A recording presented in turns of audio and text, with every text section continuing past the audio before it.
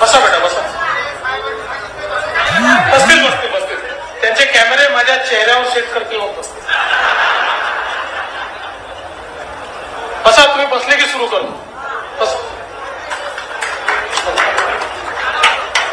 बसा खुर्चीवर उभे असलेले बसा. चला झाले फोटो आता. हिंदवी स्वराज्याचे सरसंस्थापक छत्रपती शिवरायांना मानाचा मुजरा करतो. भारतीय राज्यघटनेचे शिल्पकार भारतरत्न डॉक्टर बाबासाहेब आंबेडकर यांना मानवंदना अर्पित करतो. खऱ्या अर्थानं या भारतामध्ये ज्यांनी अवतार घेऊन सामान्य माणसाला एक आध्यात्मिक दिशा दाखवली, एक अतिशय पुरोगामी अशा प्रकारच्या विचाराने समाजामध्ये समता स्थापन करणारा विचार हा महानुभाव विचाराच्या रूपानं ज्यांनी आपल्याला दिला ते भगवान चक्रधर स्वामी यांच्या चरणी दंडवत करतो आणि माझ्यासहित आपल्या सर्वांना त्यांचा आशीर्वाद मिळावा अशा प्रकारची प्रार्थना देखील करतो. मंचावर उपस्थित असलेले आपले कुंभमंत्री गिरीश महाजनजी, मंत्रिमंडळातील आमचे सहकारी दादाभाऊ भुसेजी, या ठिकाणी अखिल भारतीय अध्यक्ष म्हणून ज्यांचा पदारोहण समारोह आज आपण संपन्न केला ते परमपूजनीय महंत श्री मोहनदादा कारंजेकर बाबाजी, त्याचप्रमाणे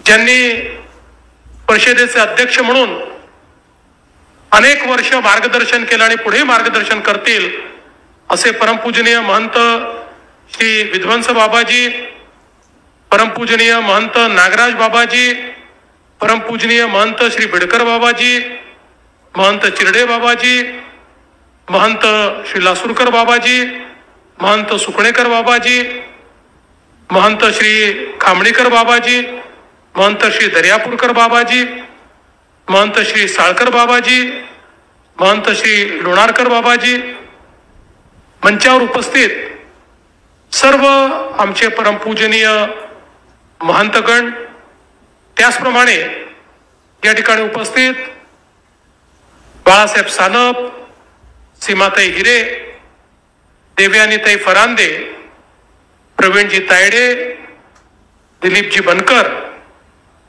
दत्ताजी गायकवाड, आमचे मित्र अविनाशजी ठाकरे, प्रकाश शेठ ननावरे, या ठिकाणी सर्व संत महंत पंथीय बंधू, सर्व अतिथी, सर्व. आज मला अतिशय आनंद आहे की 38व्या अखिल भारतीय महानुभाव परिषदेच्या अधिवेशनात मी सहभागी होऊ शकलो. खरं म्हणजे 1 महिन्यापूर्वीच हे अधिवेशन व्हायचं होतं आणि त्याच्याकरता बाबांनी माझा वेळही घेतला होता, पण काही कारणाने मला येणं शक्य नव्हतं. मी बाबांना सांगितलं आपलं परिषदेचं अधिवेशन आहे, आपण ते संपन्न करून घ्या, मी पुढच्या कुठल्या तरी कार्यक्रमात येईल. पण कारंजेकर बाबांचा स्वभाव आपल्याला माहिती आहे. त्यांनी आणि आमच्या प्रकाश शेठनी आणि बाळासाहेबांनी सांगितलं, एक प्रकारे मला धमकीच दिली, तुम्ही आले नाही तर आम्ही अधिवेशनच करणार नाही, त्यामुळे आधी तारीख द्या, मग अधिवेशन आम्ही त्या ठिकाणी ठरवतो. आणि आजची माझी तारीख ही त्यांनी त्या ठिकाणी ठरवली आणि मला अतिशय आनंद आहे की सर्वज्ञ श्री चक्रधर स्वामी यांचा आशीर्वाद घेण्याकरता आणि एवढ्या सगळ्या पूज्य संत महंतांचा आशीर्वाद घेण्याकरता या ठिकाणी मला येता आलं आणि आपल्या सर्वांमध्ये उपस्थित होता आलं. मग अशी कारंजेकर बाबा जे म्हणाले तसं ते जे काही म्हणतात ते मला सगळं मान्य असतं, पण मगाशी ते एक गोष्ट जी म्हणाले ती गोष्ट जरा मला पूर्णपणे मान्य नाही आहे. ते असं म्हणाले की आपल्या महानुभाव पंथाचे 3 आमदार निवडून आले. मी त्याच्यामध्ये थोडं करेक्शन करतो. आपल्या महानुभाव पंथाचा मुख्यमंत्री देखील निवडून आला. हे बाबा तुम्ही सांगायचं विसरलात. आता तुम्ही काय मला पंथाच्या बाहेर ठेवलाय? पंथाच्या सगळ्या कार्यक्रमात असतो, सगळ्या प्रथा परंपरा माहिती आहेत, सगळं माहिती आहे. त्याच्यामुळे आता काही मी फार पंथाच्या बाहेर नाही. त्यामुळे तुम्ही आता यापुढे सांगितलं पाहिजे की आता मुख्यमंत्रीही आमच्या महानुभाव पंथाचाच आहे.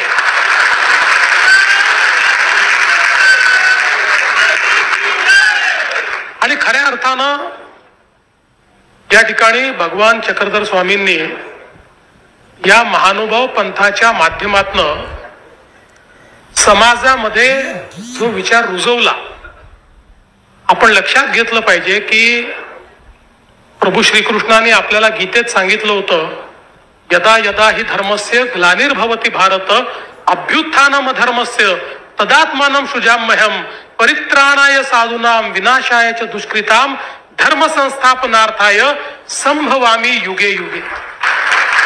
म्हणजे ज्या ज्या वेळी धर्मावर ग्लानी येईल, ज्या ज्या वेळी समाजावर आपत्ती येईल, ज्या ज्या वेळी समाजामध्ये भेदाभेद निर्माण होईल, ज्या ज्या वेळी समाज हा धर्माच्या मार्गावरनं पथभ्रष्ट होईल, त्या त्यावेळी वेगवेगळ्या रूपानं मीच जन्म घेईन आणि त्या ठिकाणी समाजाला पुन्हा सन्मार्गावर आणण्याचा प्रयत्न करेन. आणि आपण पाहू शकतो की ज्यावेळी भगवान चक्रधर स्वामींनी अवतार घेतलेला आहे, तो काळही कुठेतरी समाज हा पथभ्रष्ट झालेला आपल्याला पाहायला मिळतो. सातत्याच्या आक्रमणांमुळे, समाजातल्या भेदाभेदांमुळे, समाजातल्या विषमतेमुळे समाजामध्ये एक प्रकारची वेगळी व्यवस्था निर्माण झालेली आपल्याला पाहायला मिळते. अशा परिस्थितीमध्ये संपूर्ण समाजाला एका सूत्रामध्ये बांधण्याचं काम जर कोणी केलं असेल तर ते सर्वज्ञ श्री चक्रधर स्वामींनी केलं. आणि जो समाज जातीमध्ये, पंथामध्ये, भाषेमध्ये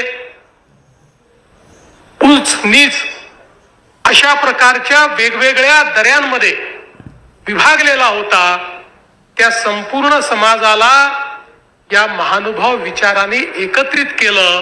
कोणी कोणाची जात विचारली नाही, कोणी कोणाची भाषा विचारली नाही, कोणी कोणाचा पंथ विचारला नाही, तर सगळ्यांना एक सन्मार्ग देण्याचं काम या ठिकाणी सर्वज्ञ चक्रधर स्वामींनी केलं. आपण बघा, गुजरात मधनं ते आपल्या विदर्भाच्या, महाराष्ट्राच्या मातीमध्ये आले, पण या ठिकाणी मराठीची जी सेवा त्यांनी केली, आज आपली मराठी भाषा अभिजात झाली.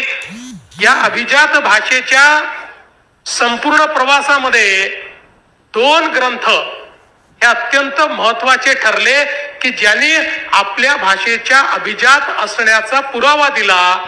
त्यातला एक ग्रंथ ज्ञानेश्वरी आहे, तर दुसरा ग्रंथ लीळा चरित्र आहे. ही जी एक प्रचंड मोठी साहित्य निर्मिती, ही जर त्या ठिकाणी एक विचारपीठ तयार करून सर्वज्ञ श्री चक्रधर स्वामीजी यांच्या प्रेरणेनं झाली नसते, तर आज कदाचित इतकी समृद्ध अशा प्रकारची आपली भाषा, त्यातले विचार, त्यातली प्रगल्भता आणि त्यात तयार झालेल्या जाणीवा या आपल्याला कधीच पाहायला मिळाल्या नसत्या. आणि म्हणून केवळ महानुभाव विचार हाच काही आपल्यावरचा त्यांचा उपकार नाही, तर मराठी भाषेला भाषा म्हणून रुजवण्याचं काम हे देखील याच महानुभाव पंथाच्या साहित्यातनं तयार झालेलं आहे. हे आपल्याला खऱ्या अर्थानं या ठिकाणी मान्य केलं पाहिजे.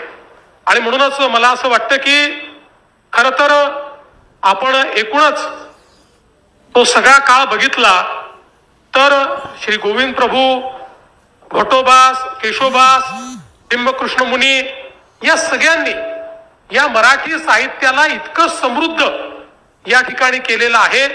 आणि मग आपल्याला माहिती आहे लीळा चरित्र, गोविंद प्रभू चरित्र, रिद्धपूर चरित्र, केशरीबास यांचा दृष्टांत पाठ, सिद्धांत सूत्रपाठ, त्यानंतर बाईदेवबास यांचं पूजा वासर, नरेंद्र स्वामी यांचं रुक्मिणी स्वयंवर, भास्कर भट यांचे शिशुपाल वध, उद्धव गीता, दामोदर पंडित यांचे वच्छाहरण, रवळोबास यांचे सह्याद्री महात्म्य, नारो यांचे रिद्धपूर वर्णन, विश्वनाथ पंडित यांचं ज्ञानप्रबोध यासह स्थानपोथी, वृद्धाचार, मार्गरूढी, चरित्र अभाव, त्याचबरोबर महादेव बेचे यांचं त्या ठिकाणी साहित्य, अशा अनेक गोष्टी की ज्यातनं समकालीन विचार प्रवाह, समकालीन महाराष्ट्र, त्याची एक आध्यात्मिक बैठक, त्या ठिकाणी होणारे संस्कार,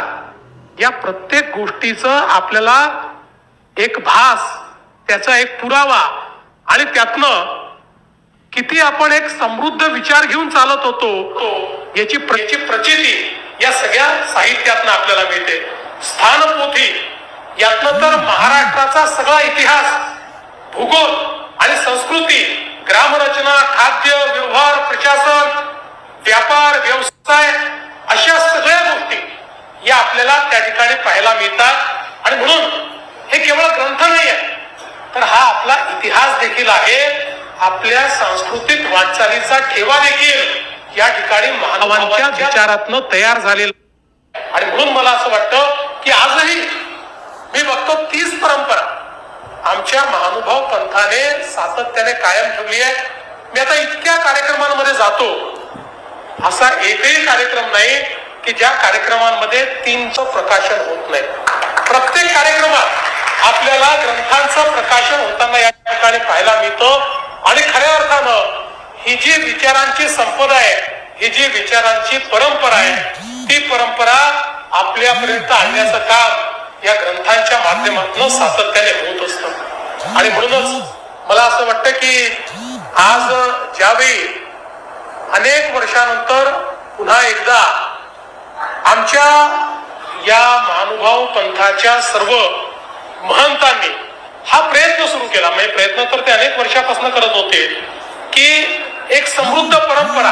आपण जर बघितलं तर आज आपले जेवढे म्हणजे अगदी रिद्धपूर पासनं जाईचा देव, पोईचा देव किंवा जेवढे आपले महत्वाचे स्थान असतील, या सगळ्या स्थानांमध्ये ज्या काही अडचणी आहेत, या अडचणी काय, या अडचणी या करतायत की त्या वेळच्या आक्रमणामध्ये आमच्या महानुभाव पंथाने कधीही पंथाचा रस्ता सोडला नाही.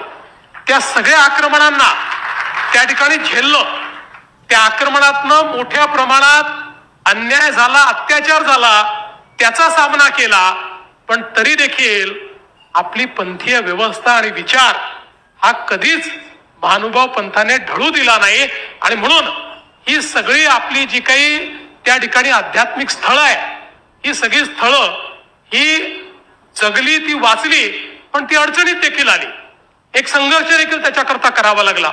आणि म्हणूनच 2014ला ज्यावेळी मी मुख्यमंत्री झालो आणि त्यावेळी पहिल्यांदा विशेषतः आमचे अविनाश ठाकरेजी आणि मोहनदादा म्हणजे कारंजेकर बाबा यांची भेट झाली. आणि त्यापूर्वी मी महापौर असताना 1997 साली ज्यावेळी आमच्या चिसभवनमध्ये आपल्या महानुभाव पंथाचा खूप मोठा एक मेळावा झाला होता आणि त्या अधिवेशनामध्ये सगळ्या व्यवस्था आमच्याकडे होत्या आणि अतिशय सुंदर अशा प्रकारचा तो मेळावा. खरं म्हणजे मी असं म्हणेन की महानुभाव पंथाशी माझं नातं जे जुडलं ते 1997च्या त्या चिसभवनच्या मेळाव्यापासून जुळलं. आणि तेव्हापासनं सातत्याने पंथीय सगळे आपले जे महंत आहेत यांच्या सानिध्यामध्ये वेगवेगळ्या कार्यक्रमांमध्ये मी जायचो. वेगवेगळ्या पद्धतीनं जी काही मदत करता येईल ती आम्ही करायचा प्रयत्न करायचो. पण खऱ्या अर्थानं मुख्यमंत्री झाल्यानंतर त्या संदर्भात संधी लाभली आणि मग आपण वेगवेगळ्या प्रकारची ही जी कामं सुरू केली आणि त्यातनं आज मला आनंद आहे की गेल्या 10 वर्षामध्ये आपण अनेक गोष्टी या ठिकाणी करू शकलो. मगाशी बाबांनी ज्याचा उल्लेख केला मी पुन्हा उल्लेख करणार नाही, पण मला हे सांगताना आनंद वाटतो की इतका मोठा आमचा हा संपूर्ण महानुभाव पंथ की जो केवळ महाराष्ट्रात नाही, केवळ भारतामध्ये नाही, तर अफगाणिस्तान पर्यंत पसरलेला आमचा महानुभाव पंथ आज भारताच्या कुठल्याही राज्यात गेलं तरीही आम्हाला महानुभाव त्या ठिकाणी भेटतात. महानुभावांचा विचार त्या ठिकाणी भेटतो आणि भक्तिभावानं महानुभाव पंथाचं काम करणारे लोक आम्हाला त्या ठिकाणी भेटतात. त्यामुळे इतका मोठा आमचा हा संप्रदाय, इतका मोठा समुदाय, इतका मोठा पंथ, पण दुर्दैवाने कधीच या पंथाची दखल महाराष्ट्राच्या राजकीय व्यवस्थेने घेतलीच नाही, कधीच घेतली नाही. आणि म्हणून मला असं वाटतं की हाही कदाचित भगवान चक्रधर स्वामींचाच आदेश असावा की ही दखल घेण्याची पहिली संधी ही मला या ठिकाणी मिळाली आणि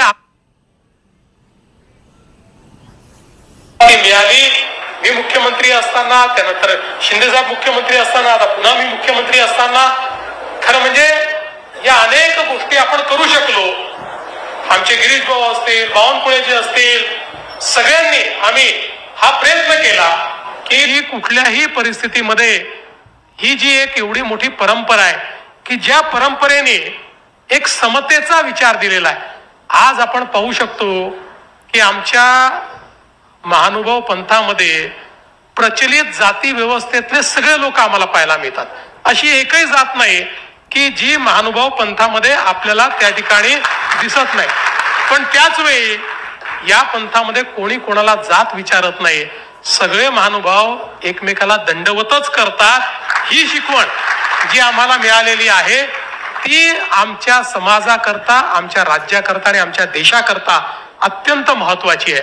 आणि म्हणूनच मी आज या निमित्ताने, या परिषदेच्या निमित्ताने बाबांना निश्चितपणे या ठिकाणी सांगू इच्छितो की आपण ज्या ज्या अपेक्षा व्यक्त केलेल्या आहेत, आज आपण खरं म्हणजे रिद्धपूरला ज्यावेळेस विद्यापीठ दिलं त्यावेळी काही लोकांनी विरोध केला, म्हणाले विद्यापीठ रिद्धपूरला कशाला, ते मुंबईला असलं पाहिजे. मी सांगितलं मुंबईला अनेक विद्यापीठ आहेत, अनेक विद्यापीठं होतील, पण तुम्ही आणि आम्ही आज मराठी बोलतो याचं कारण काही लोकांनी त्या माय मराठीची सेवा केली आहे, त्यांनी ती जिवंत ठेवली आहे. आणि असं मराठीला जिवंत ठेवणारं ठिकाण म्हणजे रिद्धपूर आहे. आणि म्हणून त्या ठिकाणी आपल्याला हे मराठी भाषेचं विद्यापीठ केलं पाहिजे. आणि ते विद्यापीठ आम्ही केलं आणि मी तुम्हाला विश्वासाने सांगतो खूप अडचणी, कारण आता शेवटी रिद्धपूर हे आपल्याला कल्पना आहे की जरी अतिशय जुनं अशा प्रकारचं त्या ठिकाणचं आपलं स्थान असलं तरी काळाच्या ओघामध्ये ते खूप मागे पडत गेलं. त्यामुळे जाण्याचे रस्ते असतील, रेल्वे स्टेशन असेल, व्यवस्था असतील, आज आपल्याला अगदी चांगलं सुंदर विद्यापीठ बनवायचं आहे, पण त्याची जागा देखील उपलब्ध नव्हती. पण बाबांनी आणि सगळ्या लोकांनी मदत केली, शेतकऱ्यांनी मदत केली. मग शेतकऱ्यांची जागा अधिग्रहित करून त्या ठिकाणी विद्यापीठ उभं करावं. पण मी तुम्हाला निश्चितपणे सांगतो की मराठी भाषा जी आपली आहे ही जगातल्या प्रमुख भाषांपैकी आहे. आज किमान 12-14 कोटी लोक मराठी भाषा बोलतात. त्यामुळे या जगातल्या प्रमुख भाषेला साजेसं अतिशय सुंदर आणि जागतिक कीर्तीचं विद्यापीठच आम्ही त्या ठिकाणी तयार केल्याशिवाय राहणार नाही. आणि त्याकरता ज्या ज्या अडचणी आहेत त्या अडचणी दूर करण्याचं काम हे निश्चितपणे आम्ही यापुढेही करत राहू. खरं म्हणजे आपली सगळी महंत मंडळी ही खऱ्या अर्थानं अतिशय उत्तम अशा प्रकारचं पंथाचं काम करत असतात.